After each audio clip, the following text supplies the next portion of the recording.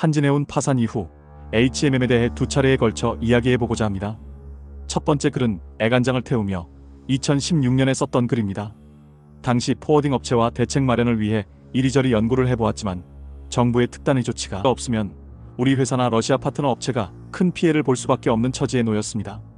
포워딩 업체란 물품이 수출되게 하기 위해 육상, 해상 운송 및 통관 등 일체의 수출 업무를 대행해주는 업체를 말합니다. 2016년 7월 25일 프레스 4대와 각종 장비를 실은 2대의 컨테이너가 한진해운 배에 실려서 당시 어느 바다를 항해하고 있었기 때문입니다. 대우조선 사태를 겪은 정부는 한진해운에 대한 대응이 나름 강경하고 나아가 정의스럽게 보이고 싶어 했을지 모릅니다. 밑빠진 독에 더 이상 세금을 퍼붓지 않겠다는 강경한 조치로 보일 수 있었지만 이 지경까지 몰고 온 한진해운 조회장 일가의 책임을 먼저 묻고 이번 조치로 인해 파급될 결과에 대해 면밀한 조사가 있었어야 했습니다. 대략 부산 항만을 통해 나가는 한 달 컨테이너가 20피트 기준으로 150만 개 정도 됩니다. 당시 한진해운 사태로 인해 수출업체들은 납기를 맞추기 위해 대체 선박을 알아보는데 노선에 따라 500에서 1000불 정도의 웃돈을 줘야 하는 상태가 되었습니다. 평균 750불 정도라면 우리나라 업체가 주로 외국 선사인 운송업체에 줘야 할 금액은 한 달 11억 2,500만 불이고 환율을 1달러 1,150원으로 잡고 한화로 계산하면 한 달에 1조 2,937억 5천만 원입니다. 이 사태가 3개월만 지속되어도 우리나라 업체들은 내지 않아도 됐을 약 3조 9천억 원의 비용을 추가로 지불해야 하는 상황이 된 것입니다.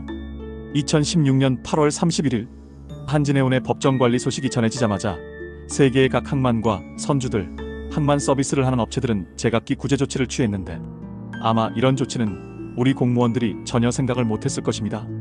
항만들은 외항과 내항이 있고 내항으로 들어오면 접안을 해야 하는데 지금 한진해운 배들은 외항에 머물면서 내항 진입을 허락받지 못해 바다 위에 떠 있거나 접안이 된 업체들은 하역을 못하거나 어떤 선주는 아예 내항에 들어온 배를 통째로 담보로 잡아버리는 등 한진 이름을 단 배들은 세계 도처에서 작물 취급을 받고 있습니다. 이것은 한진해운에 국한된 이야기가 아닙니다. 국적 선사라 하여 한진해운을 이용했던 업체들이 수출용 물품으로 실은 물건 가격은 운송비의 수백 배에서 수천 배, 수만 배가 될 수도 있습니다. 우리 물품만 해도 제품의 가격은 운임의 수백 배에 이릅니다. 이 사태가 천재지변과 같은 불가항력적 사태로 해석되어 생산업체의 귀책 사유가 되지 않을 수 있지만 현지 공장에서 필요한 물건이 제때에 도착하지 못해 구매자가 받는 피해에 대해 생산업체가 나몰라라 할 수도 있는 상황이 아닙니다. 현재 한진해운이 운항 중인 선박 98척 중 입출항이 거부된 배는 60척이란 보도가 나옵니다. 미국만 예를 들면 크리스마스 시즌은 한 해 최고의 시즌이어서 이를 준비하기 위해 9월부터 11월 말까지 물동량이 집중됩니다. 한진해운이 주로 담당한 미주 노선이 막히자 벌써 중국 해운사가 이 황금 노선을 차지하려는 움직임을 시작했다는 말도 나옵니다. 운송 지연의 책임이 분명 한진해운에 있기에 납기 지연으로 인한 피해 보상, 법적 다툼이 벌어지면 그 금액은 운송 금액을 훨씬 뛰어넘는 금액이 될 것입니다. 부랴부랴 정부는 현대상선 선박을 대체 투입하겠다는데 그 배는 고작 13척에 불과해서 현재의 상황을 호전시키기에는 역부족입니다. 참으로 안타깝습니다. 제 생각으로 정부는 다음과 같은 생각을 주로 했다고 생각합니다. 대우조선으로 여론의 질타를 받은 상황에서 대기업인 한진해운에 다시 구제금융을 지원한다면 어떤 비난을 받을 것인가? 그렇다고 한진해운 같은 세계적인 대형 선사 하나를 만들기 위해 대략 40년이 걸린다는데 망하게 해야 하나? 결국 대우조선 사태를 더 심각하게 고려하여 한진해운을 법정관리로 결론 내었다 생각합니다. 그런데 이로 인해 대한민국의 생산업체, 바이어, 부산을 중심으로 한 한진해운 직간접 관련 업체들이 받을 피해가 계산이 되었을까요? 막연한 생각은 했겠지만 이 정도의 사태가 올 것은 예상하지 못했을 것입니다. 그래서 정부는 경험 있고 지혜롭고 소통 능력이 뛰어난 사람들이 필요합니다. 금융위원회에게 맡겨 금융적 관점에서만 상황을 판단해서는 안 되었다는 것입니다.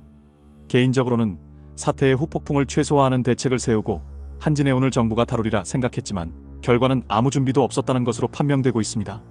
이럴 때 저는 무능, 무책임이라는 단어를 떠올립니다. 부산항으로 입항되는 한진해운 배마저 외항에 잡혀있자 정부는 부산항에 대해서는 책임을 지겠다는 조치를 취했다고 합니다. 즉 정부가 지급 보증을 한 것입니다. 큰 배들은 혼자 접안을 할 수 없습니다. 배 하나가 들어오면 그것과 관련된 많은 서비스 업체들이 동원되기 때문에 그들에게 한진해운을 대신해서 서비스 비용을 지불하겠다는 의미입니다. 그러나 쉽사리 해외 항만에는 조치를 취하지 못하고 있습니다. 이는 곧 한진해운 지원을 선언하는 것과 같고 이미 납기 지연으로 피해를 보고 있는 바이어 업체의 법적 소송에도 자칫 당사자로 입장이 바뀔 수 있기 때문일 것입니다.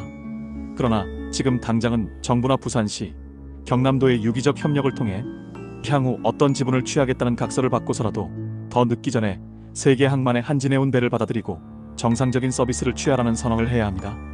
하루하루 늦으면 점점 그 피해는 걷잡을 수 없기 때문입니다. 대우조선 사태 역시 그 피해가 대우조선 하나에 국한되는 것이 아니지만 한진해운 사태는 대우조선과는 비교되지 않을 만큼 그 피해 범위가 넓고 클 수 있습니다.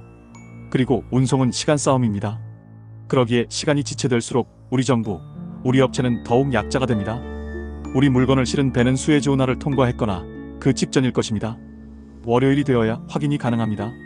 수에즈 운하를 통과하지 못했다면 통과료를 내지 못해 아라비아에 아니면 아덴만 아니면 홍해 어딘가에 있을 것이고, 통과했다면 지중해를 거쳐 함부르크 항으로 향하고 있을 것입니다. 그러나 함부르크 항에 도착하면 과연 접안이 가능할지 모르겠습니다. 접안하더라도 지선으로 옮겨 발트해를 운항해야 하는데 지선으로 옮겨질지도 모를 일입니다. 러시아 파트너는 긴장감 속에 우리 컨테이너가 무사히 오길 학수고대하고 있습니다. 개성공단 폐쇄를 통해 수많은 업체의 피눈물을 흘리게 한 이 정부가 이제는 대책 없는 한진해운 법정관리 결정으로 수많은 수출업체의 애간장을 녹이고 있습니다. 이는 여당이나 야당이나 할 것 없이 이번 사태를 통해 큰 교훈을 얻었으면 합니다. 정권의 안녕을 기준으로 사태를 바라보면 그 피해는 현재와 미래의 우리 국민이 어떤 피해를 받게 되는지, 전문적 지식과 현장의 경험과 소통의 능력이 없으면 어떤 파국을 불러오는지 아무쪼록 조속한 시일 내에 이 사태가 해결되기를 기대해 봅니다.